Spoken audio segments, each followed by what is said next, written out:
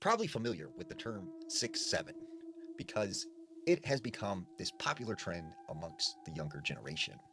But a lot of people don't realize that 6'7" has been often associated with paranormal encounters. Now, there was a woman named Molly. Molly said that her son picked up the trend of saying 6'7", and he would say 6'7" after everything. And eventually, it got to the point where she was annoyed.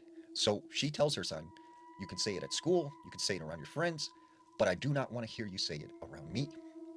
So she goes home one day and she is sitting in the living room. She started to hear her son saying 6'7", 6'7", 6'7". So she got up, she walked into her son's room, and she said, "What's going on? Like, I told you not to say that number anymore. Like, it's annoying. Please stop." And her son's like, "I don't know what you're talking about. Like, I did not say that." She's like, "Okay, whatever. Just don't say it anymore."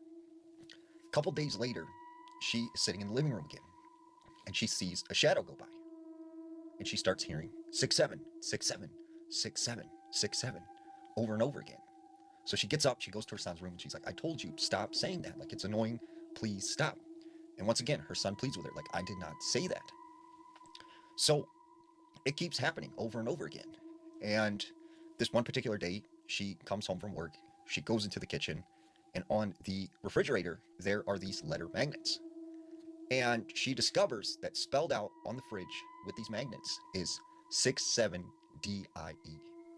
So she runs into her son's room immediately and she's like, "Okay, this has got to stop. Like, it is getting crazy. Like, you need to stop saying this word and, like, stop messing around because it's not funny."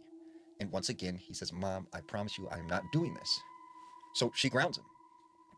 Later that night, she's in bed and she turns over and she looks out at the doorway. She sees her son standing in the doorway and he's just staring at her. And she's like, "Okay, yeah, can I help you?" And he turns around, walks down the hallway. So the next morning, she asks her son, "What did you want? Why did you come to my room?"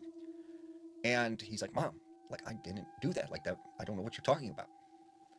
A couple weeks after this, she is in the kitchen. And all of a sudden, her son comes through the kitchen door, stands right by her, and he looks at her. But that's when she realizes, like, her son looks completely different. Like, something is off about him. And that's when he starts to say 6'7", 6'7", 6'7", 6'7", 6'7", 6'7". And his voice got deeper and deeper and sort of darker as he said that. And she starts screaming because she's terrified. She knows this isn't her son. Her son comes running out of his bedroom into the kitchen. She grabs him, embraces him, and is like, "Look, I'm very sorry. I didn't mean to yell at you. And I know that it wasn't you saying that number." So she tells him, like, what had happened. And they both agreed that that number would never be mentioned again in their house.